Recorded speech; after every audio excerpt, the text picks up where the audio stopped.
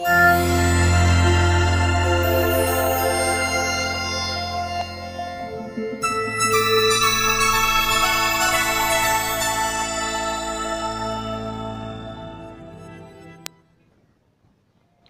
selamat malam teman-teman dan rekan-rekan sekalian. Pada malam hari ini kembali saya menyapa kita semua dengan kebenaran firman Tuhan yang akan kita pelajari pada malam hari ini.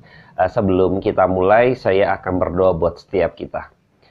Bapa dalam surga, terima kasih kembali kami boleh mendengarkan kebenaran firman Tuhan. Hamba berdoa, mohon pimpinan pada Roh Kudus, pimpin waktu-waktu ke depan agar kami semua Tuhan di dalam pendengaran akan kebenaran firman Tuhan kami boleh diberkati oleh perkataan Allah yang hidup itu.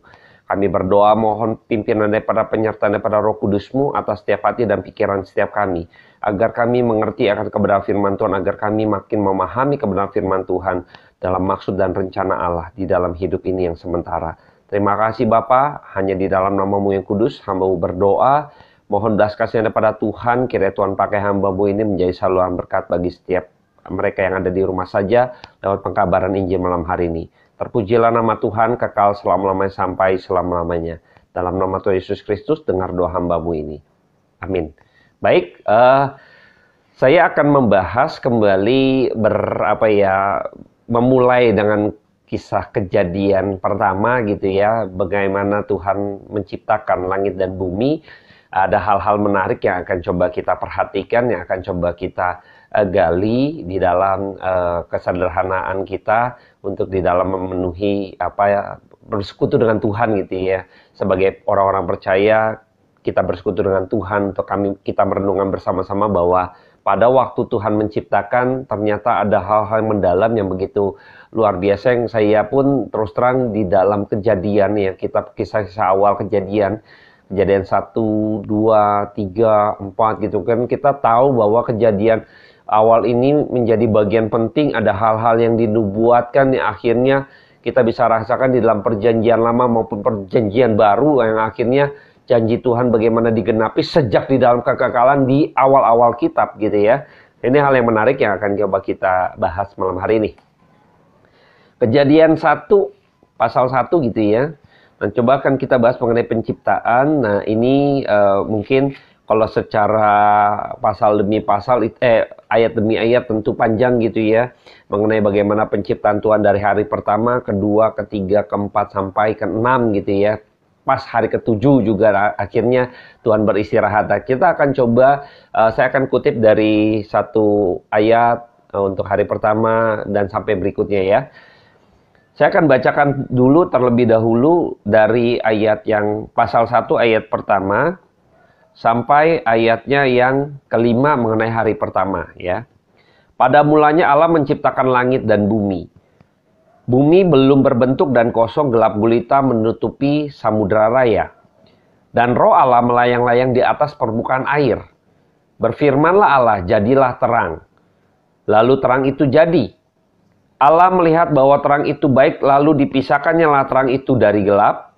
Dan Allah menamai terang itu siang dan gelap itu malam. Jadilah terang dan jadilah pagi, itulah hari pertama. Jadilah petang dan jadilah pagi, itulah hari pertama. Nah ini waktu hari pertama Tuhan menjadikan terang gitu ya. Nah hari pertama menjadikan terang. Lanjut ayat ke-6 sampai ayat yang ke-8 saya akan bacakan buat setiap kita.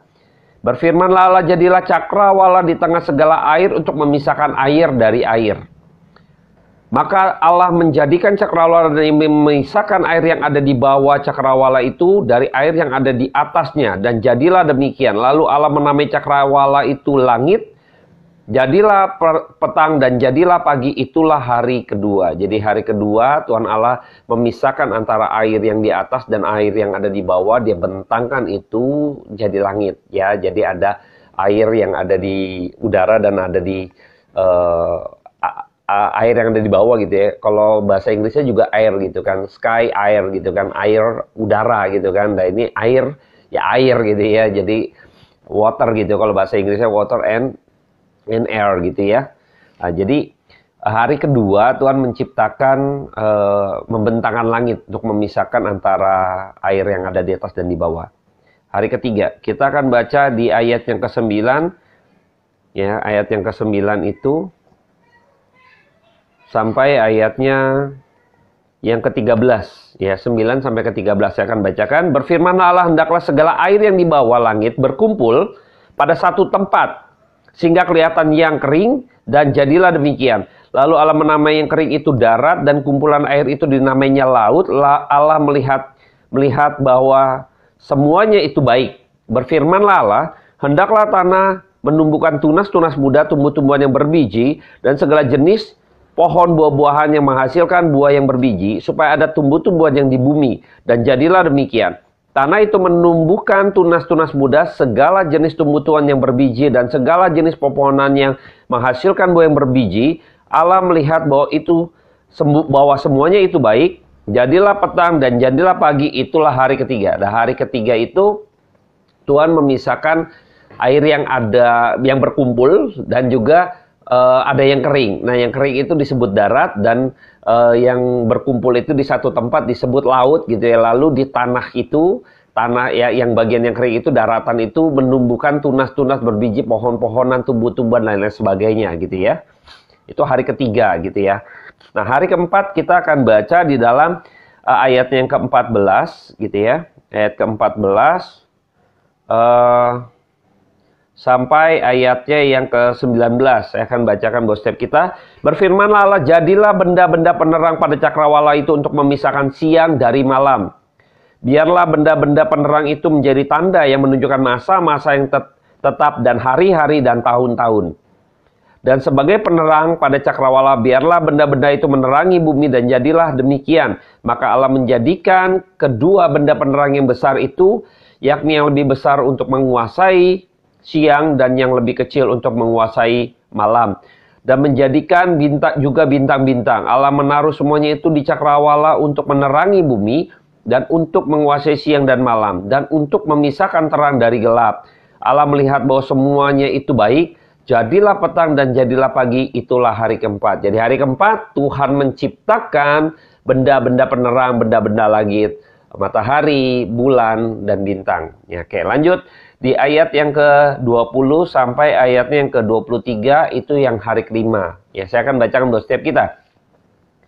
Berfirmanlah Allah, hendaklah dalam air berkeliapan makhluk yang hidup, dan hendaklah burung beterbangan di atas bumi melintasi cakrawala. Maka Allah menciptakan binatang-binatang laut yang besar dan segala jenis makhluk hidup yang bergerak, yang berkeriapan dalam air, dan segala jenis burung yang bersayap. Allah melihat bahwa semuanya itu baik, lalu Allah memberkati semuanya itu. Firman-Nya, berkembang biaklah dan bertambah banyaklah, serta penuhilah air dalam laut, dan penuhilah burung-burung di bumi bertambah banyak. Jadilah petang dan jadilah pagi, itulah hari kelima. Jadi hari kelima itu Tuhan menciptakan hewan atau binatang yang berada di air bawah, air laut, di laut gitu kan. Lalu yang juga ada di udara. Tadi sudah memisahkan antara air yang ada di atas dan di bawah. Jadi diciptakan makhluk hidup itu, yaitu binatang-binatang, hewan-hewan yang ada di dalam laut maupun yang ada di atas udara ya. Jadi yang bisa berterbangan dan juga bisa berenang gitu ya di laut. Ya, seperti ikan-ikan dan lain sebagainya. Lalu hari ke-6, berfirmanlah ayat 24, ya ayat 24, saya akan bacakan ini sampai 31. Satu pasal kita sudah baca ya, sampai ayat 31. Berfirmanlah Allah, hendaklah bumi mengeluarkan segala jenis makhluk hidup, ternak dan binatang melata, segala jenis binatang liar. Dan jadilah demikian. Allah menjadikan segala jenis binatang liar dan segala jenis ternak dalam segala jenis binatang melata di muka bumi. Allah melihat bahwa semuanya itu baik. Berfirmanlah Allah, baiklah kita menjadikan manusia menurut gambar dan rupa kita, supaya mereka berkuasa atas ikan-ikan di laut, dan burung-burung di udara, dan atas ternak, dan atas seluruh bumi, dan atas segala binatang melata yang merayap di bumi. Maka Allah menciptakan manusia itu menurut gambarnya, menurut gambar Allah diciptakannya dia laki-laki dan perempuan, diciptakannya lah mereka. Allah memberkati mereka, lalu Allah berfirman kepada mereka, beranak cuculah dan bertambah banyak, penuhilah bumi dan taklukkanlah itu, berkuasalah atas ikan-ikan di laut dan burung-burung di udara dan segala binatang yang merayap di bumi. Berfirmanlah Allah, lihatlah aku memberikan kepadamu segala tumbuh-tumbuhan yang berbiji di seluruh bumi dan segala pohon-pohonan yang buahnya berbiji, itulah yang akan menjadi makananmu. Tetapi kepada segala binatang di bumi dan segala burung di udara, segala yang merayap di bumi yang bernyawa, aku berikan segala tumbuh-tumbuhan hijau menjadi makanannya. Dan jadilah demikian. Maka Allah melihat segala yang dijadikan itu sungguh amat baik. Jadilah petang, jadilah pagi, itulah hari ke-6 gitu ya. Nah, kita sudah melihat dan saya sudah bacakan tadi, jadi dari hari pertama sampai hari ke-6. Coba kita review sedikit ya, dengan singkat ya, untuk meringkasnya. Jadi waktu hari pertama Tuhan jadikan terang. Nah, kalau teman-teman perhatikan gitu ya, jadi hari pertama sampai ke-6 itu berkaitan semuanya. Hari pertama jadi terang, hari kedua memisahkan antara air yang ada di atas dan di bawah, Tuhan bentangkan langit. Hari ketiga Tuhan memisahkan antara air yang berkumpul dengan yang bagian kering disebut daratan. Lalu di daratan itu tumbuh pohon-pohonan, tumbuh-tumbuhan dan lain sebagainya. Hari keempat, nah hari keempat itu benda-benda langit ya, benda-benda langit. Matahari, bintang, bulan, dan lain sebagainya gitu ya. Nah ini hari keempat dan hari kelima itu Tuhan menciptakan binatang yang ada di atas, yaitu burung-burung dan lain sebagainya yang ada di udara, dan juga binatang-binatang yang ada di dalam laut gitu kan, ikan dan lain sebagainya. Lalu hari ke-6 itu ternak gitu kan, binatang melata, binatang yang ada di daratan, dan juga manusia. Nah ini semua berkaitan. Kalau diperhatikan, hari pertama berkaitan sekali dengan penciptaan di hari keempat. Hari pertama jadilah terang, hari keempat ada benda-benda langit. Ya, hari keempat ada benda-benda langit, yaitu yang menguasai siang yang lebih besar yaitu matahari, yang menguasai malam lebih kecil bulan dan bintang-bintang. Hari pertama berkaitan dengan hari keempat. Ini menarik ya. Nah, hari kedua ini berkaitan, waktu hari kedua ini kan dikatakan memisahkan antara air yang ada di atas dan yang di bawah. Dan berkaitan dengan penciptaan hari kelima, yaitu apa? Menciptakan binatang-binatang yang ada di udara dan juga yang ada di laut. Jadi Tuhan menciptakan hari kedua berkaitan dengan hari kelima. Dan hari ketiga, penciptaan berkaitan dengan hari ke-6. Jadi hari ketiga itu bagaimana ketika Tuhan memisahkan antara bagian yang kering disebut daratan dan juga bagian yang laut gitu kan, dan bagian daratannya ada tumbuh-tumbuhan gitu kan. Dan hari ke-6 itu berkaitan dengan hari yang ketiga tadi, yaitu apa? Ada ternak gitu ya, ada hewan-hewan dan lain sebagainya, ada manusia. Dan perhatikan mengapa saya bilang ini berkaitan bagaimana ketika bijaksana Tuhan menata segala sesuatunya dengan begitu sempurna gitu ya. Kalau kita amati ini Tuhan memanage begitu baik, sangat baik gitu ya. Jadi ketika kita melihat Tuhan tuh dalam pemeliharaan setiap kita nih, ini jangankan dalam pemeliharaan kita dulu ya sebagai manusia yang hidup sekarang ini. Waktu dia menciptakan saja, dia sudah ada pemikiran-pemikiran begitu panjang, begitu ada apa ya, pemeliharaan di dalam penciptaannya gitu lah. Yang kita bisa lihat tadi berkaitan, bayangkan gitu kan. Hari pertama jadi terang itu ada, hari ketiga, hari keempat itu ada benda-benda langit berkaitan. Nah waktu hari kedua, bagaimana mungkin kalau misalnya menciptakan burung dan misalnya menciptakan ikan gitu kan, tanpa memisahkan dulu antara ekosistemnya gitu, nggak disiapkan dulu oleh Tuhan gitu kan. Nggak ada udara gitu kan, tidak dipisahkan tadi antara air yang ada di atas dan di bawah gitu kan. Bagaimana nanti ikannya hidup, misalnya hari kedua lalu menciptakan ikan gitu kan, menciptakan burung gitu kan. Lalu kucar-kacir tuh gitu kan, airnya belum dipisahkan. Jadi burung itu ya nggak tahu nih hidupnya nih sebenarnya di mana, dua-duanya air karena belum dipisahkan gitu loh, antara ikan dan air misalnya. Ini terbalik-terbalik, bayangkan nih, Tuhan selalu menata begitu rupa dengan sempurna. Di dalam di dalam penciptanya itu ada pemeliharaan Tuhan. Jadi ada unsur pemeliharaan itu dalam hidup, apalagi hidup kita maksud saya. Jadi ketika Anda dan saya menjadi pribadi sebagai manusia, kadang seringkali kita meragukan pemeliharaan Tuhan dalam hidup ini. Nah, ketika di dalam penciptaan ini, mengapa saya angkat mengenai kejadian yang pertama ini? Saya mau mengingatkan kembali bagi setiap kita, mau menguatkan iman kita kembali, orang-orang yang percaya, seringkali kita pun ragu dalam hidup ini akan pemeliharaan Tuhan. Seringkali kita ragu. Makanya saya ingatkan lagi, waktu Tuhan menciptakan, waktu Tuhan menata dunia ini, bumi ini gitu ya. Dia menciptakan langit dan bumi gitu ya. Dia menata di dalam unsurnya juga ada pemeliharaan. Kita sudah lihat tadi, bayangkan. Tuhan tuh memikir jauh dan begitu dalam yang kita nggak bisa selami. Tetapi seringkali manusia tuh kadang dalam hidup ini yang mungkin tidak sesuai dengan apa yang menjadi kehendak dirinya, lalu kita melihat bahwa manusia itu akhirnya melihat bahwa sepertinya gitu ya Tuhan nih nggak pelihara hidupnya gitu kan. Jadi hidup yang dihidupi sekarang ini seakan-akan jauh dari pemeliharaan Tuhan dan lain sebagainya gitu. Khususnya orang percaya ya.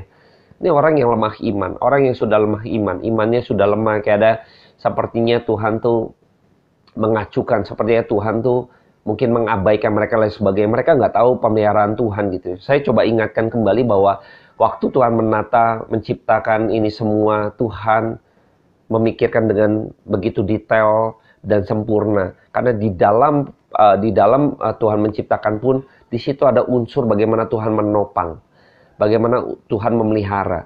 Waktu unsur menopang itu bayangkan ya, langit itu siapa yang topang? Tuhan pisahkan tuh antara menciptakan cakrawala langit tadi. Dia topang gitu loh. Antara air yang ada di udara dia pisahkan begitu sebagai penopangan kita atau dalam penciptaan kita bisa melihat ini. Kita bisa lihat juga pemeliharaan Tuhan dari mana? Dari penciptaan tadi. Tuhan ciptakan dulu ekosistemnya maka itu hidup gitu loh. Makanan ada gitu kan, tumbuh-tumbuhan dipisahkan antara air dan daratan yang kering, lalu yang kering itu menumbuhkan tumbuhan berbiji dan sebagainya, tanaman. Nanti ada ternak-ternak bisa makan itu di hari ke-6. Bayangkan, apalagi manusia tinggal terima beres. Malam nggak kegelapan, ada benda penerang. Nggak kelaparan, ada tumbuh-tumbuhan makanan menjadi makananmu.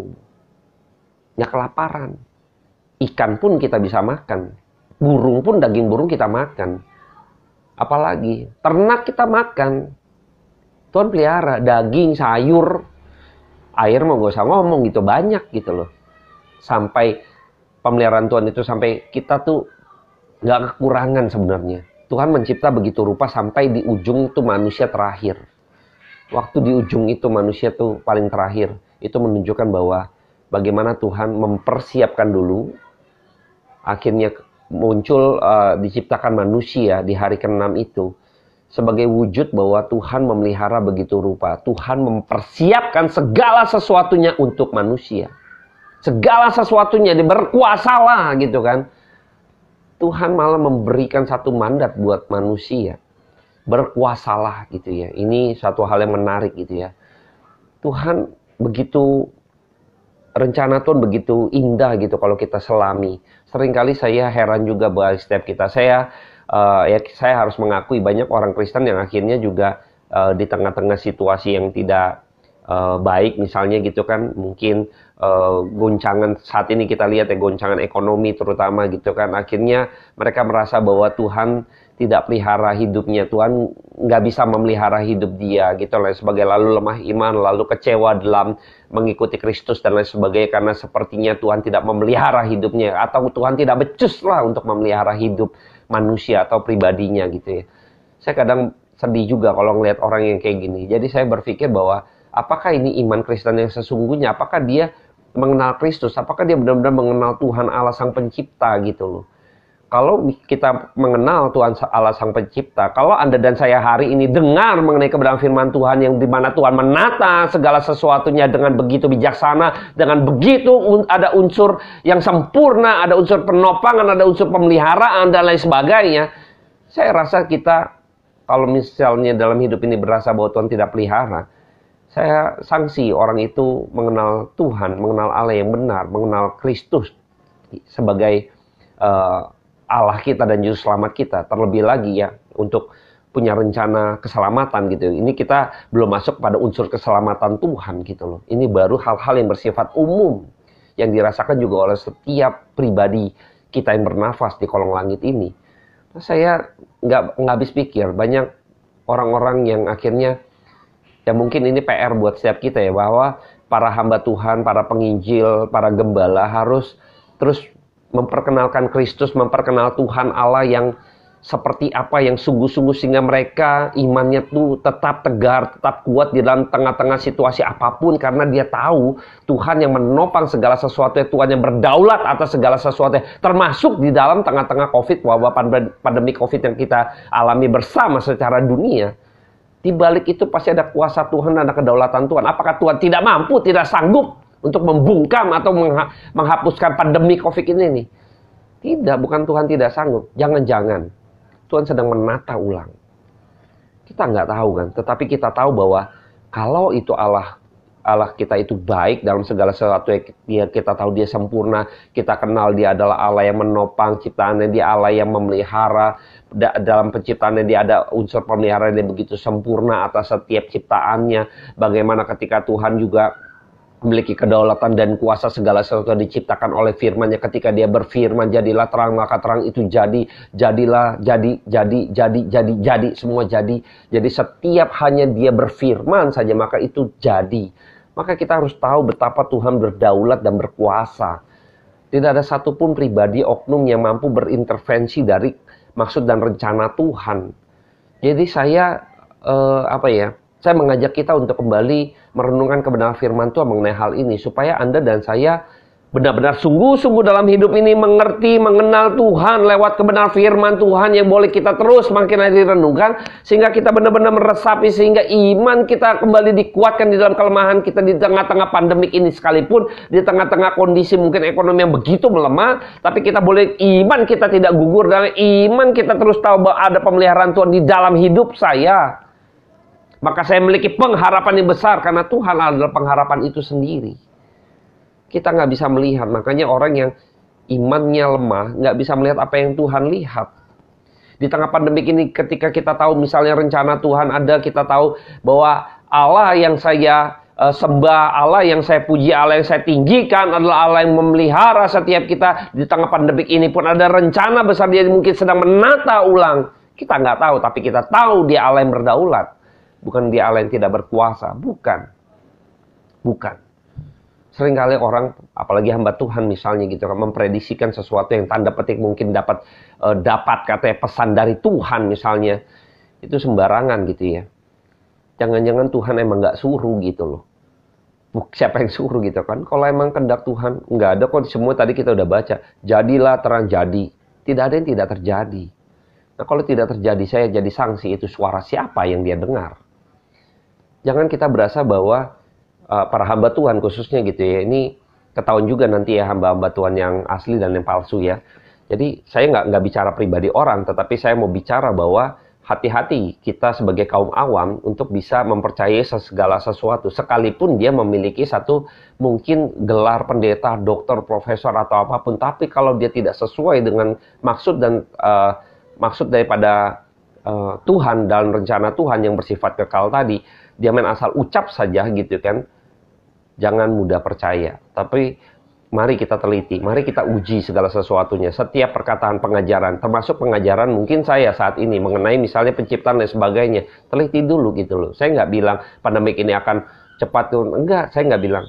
Cuman saya mau bilangin, kalau kita bisa benar-benar memiliki kepekaan, kita akan tahu bahwa dalam pergumulan kita, apa maksud Tuhan lewat tengah-tengah pandemi, apa maksud Tuhan? Harusnya kita begitu demikian. Jangan kita memaksakan kehendak, ayo Tuhan kita hilangkan corona gitu kan dan sebagainya. Oke, kita boleh gak berharap corona ini berlalu? Boleh, tetapi ketika kita tahu bahwa di dalam masa-masa kok sepertinya tidak terjadi, misalnya apakah seruan kita kurang nyaring dan sebagainya, misalnya seperti itu.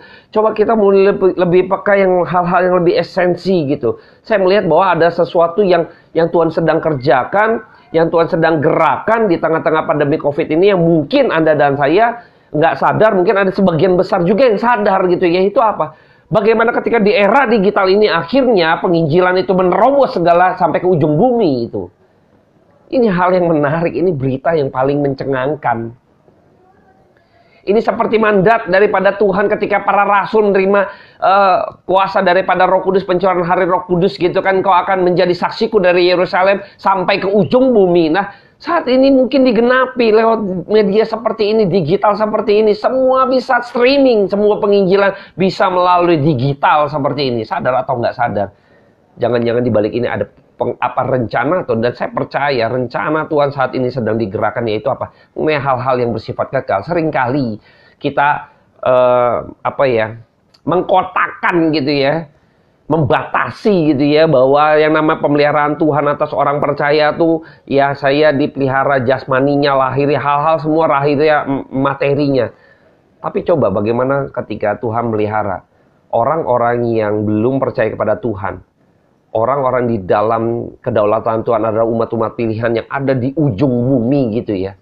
Yang akhirnya hari ini Tuhan memberikan pemeliharaan itu. Lewat apa? Firman Tuhan yang boleh tersiar, tersebar sampai ke ujung bumi. Wah, ini pemeliharaan Tuhan atas iman orang percaya.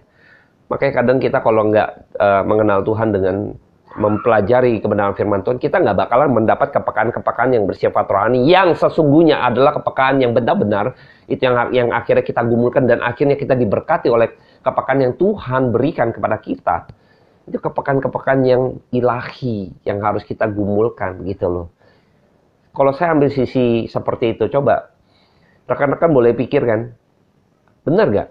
Ada pemeliharaan Tuhan atas orang percaya itu apa? Pemeliharaan kerohanian orang-orang percaya. Hari ini saya ngelihat bahwa orang-orang di daerah gitu kan segala macam, karena daerah pandemi COVID, lalu nggak bisa PSBB dan lain sebagainya, lalu akhirnya ibadah mendengarkan firman Tuhan streaming. Dan kita lihat bahwa di era digital ini streaming mengenai kebenaran firman Tuhan, sharing firman Tuhan itu banyak sekali. Tumpah ruah, bayangkan sebelum pandemi tidak tumpah seperti ini. Tidak tumpah seperti ini seperti kayak banjir gitu kan. Pemberitaan Injil gitu. Hujan, banjir, bandang gitu kan. Mengenai pemberitaan Injil. Nah, ini sesuatu yang bagus. Tapi sayangnya juga di saat yang bersamaan ada berita-berita yang bersifat bukan pengabaran Injil yang sejati. Nah, makanya saya mengajak teman-teman, rekan-rekan semua, mari kita benar-benar bergumul untuk supaya kita mengerti kebenaran firman Tuhan. Sehingga ketika kita mendengar sesuatu yang bukan daripada kebenaran firman Tuhan, kita nggak usah ikutin. Nah, kita harus belajar. Tentu kita minta pimpinan daripada Roh Kudus, mohon belas kasihan daripada Tuhan. Uji segala sesuatunya, ujilah roh gitu ya. Jadi saya berharap pada malam hari ini, marilah kita menjadi pribadi-pribadi yang akhirnya jangan berpikir pemeliharaan Tuhan dari sisi lahiriah dan jasmania. Lahiriah dan jasmania, bukankah Tuhan sudah memberkati dalam penciptaannya gitu kan? Dia melihat segala sesuatunya begitu amat baik gitu ya. Ketika Tuhan menciptakan manusia dikatakan amat baik gitu ya. Segala sesuatu dia udah tata begitu rupa. Dia taruh manusia amat baik karena di dalamnya udah ada gambar diri Allah dan lain sebagainya. Di dalam penciptaannya begitu sempurna. Jadi hal lahiriah jasmania Tuhan sudah berikan hal itu. Nah, ada hal yang iman yang saat ini ketika manusia jatuh dalam dosa, mungkin nanti kita akan kupas lagi beberapa hal terkait di kejadian ini yang menarik sekali gitu ya. Akhirnya dunia ini akhirnya jatuh, akhirnya hancur gitu kan, dan dosa menguasai dunia gitu ya. Akhirnya Kristus harus datang ke dunia dan memulihkan kembali. Nah, saya melihat bahwa di tengah-tengah COVID ini justru Tuhan sedang memulihkan kembali keadaan orang-orang percaya, yaitu pemulihan mengenai kerohaniannya. Yang saat ini mereka justru kering di tengah-tengah sebelum pandemik ya. Mereka mendengar gitu kan, mendengar khotbah yang menyenangkan telinga mereka, lain sebagainya. Akhirnya ketika datang pandemik ini, mereka dipaksa untuk mendengar kebenaran firman Tuhan yang sejati, tanda petik gitu ya, didorong gitu kan. Yang mungkin saat ini ada firman Tuhan yang sejati yang akhirnya terbatas, akhirnya mereka dibukakan gitu kan.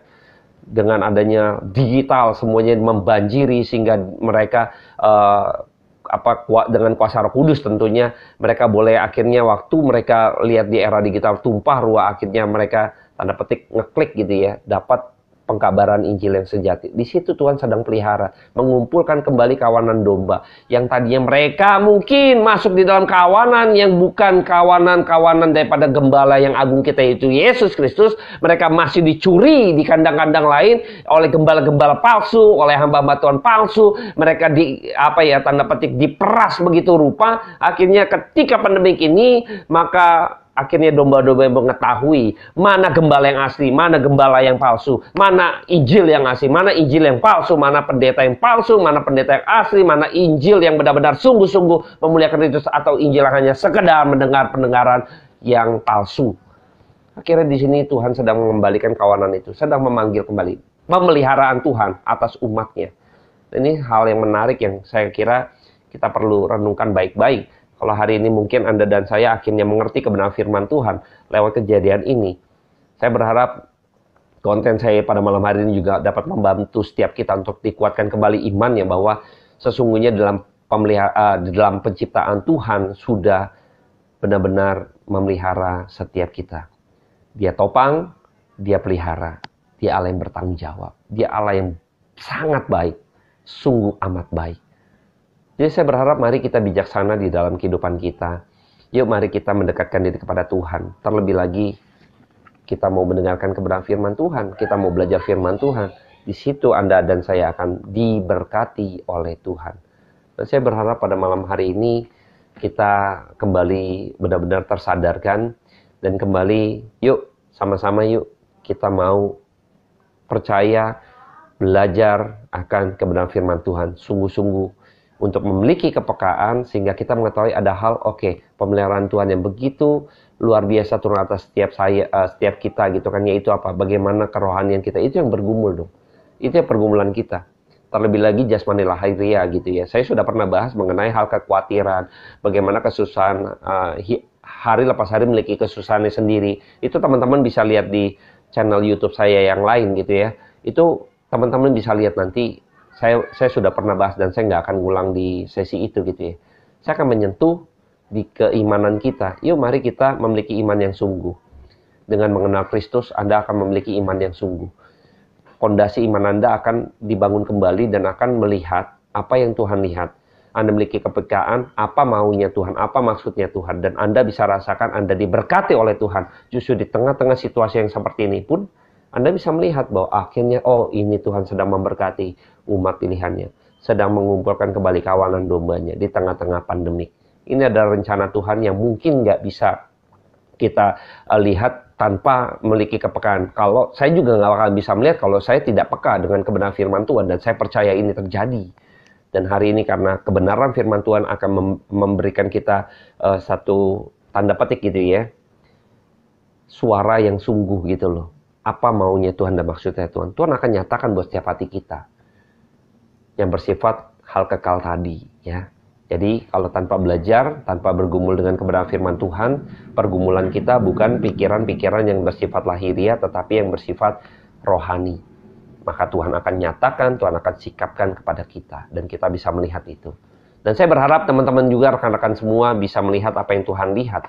Di dalam setiap kejadian demi kejadian dalam hidup yang terjadi saat-saat ini.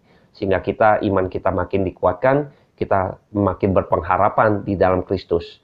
Ketika saya melihat ini bahwa ada bagaimana di era digital, di tengah-tengah pandemik ini, ketika digital sudah masuk saat ini gitu kan, terlebih lagi global conference gitu ya, ini seluruh dunia itu diikuti dengan begitu luar biasa oleh gerakan reform gitu ya. Dan ini bagaimana cara Tuhan mengumpulkan kembali kawanan domba tadi. Dan saya terus terang bangga gitu ya dengan kegerakan yang ada terjadi di Indonesia, itu gerakan reform gitu loh. Yang akhirnya memberi dampak yang cukup luar biasa besar gitu loh. Dan Tuhan sedang mengumpulkan kembali domba-dombanya. Mari kita memiliki kebenaran. Nggak mungkin saya menerima kepekaan yang seperti ini kalau saya tidak benar-benar bergumul dan belajar kebenaran firman Tuhan dan mengenal Tuhan. Tuhan pasti akan sikapkan. Nah, saya harap kita semua juga mau belajar sehingga Tuhan akan sikapkan juga buat setiap kita.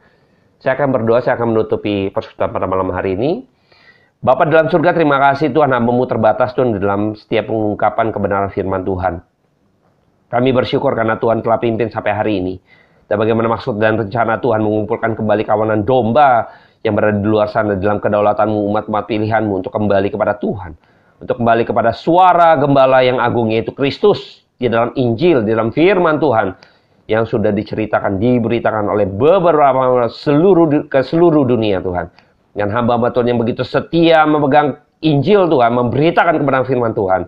Pada malam hari ini kami diingatkan bahwa hidup kami dalam pemeliharaan Kristus, yaitu kehidupan rohani kami yang bersifat kekal. Terpujilah nama Tuhan. Kami mengucap syukur Tuhan. Dalam nama Tuhan Yesus Kristus. Haleluya. Amin. Terima kasih teman-teman yang sudah berbagian, dan biarlah pada malam hari ini teman-teman diberkati oleh perkataan Allah yang hidup, yaitu firman Tuhan. Selamat belajar dan bersekutu dengan Tuhan. Haleluya.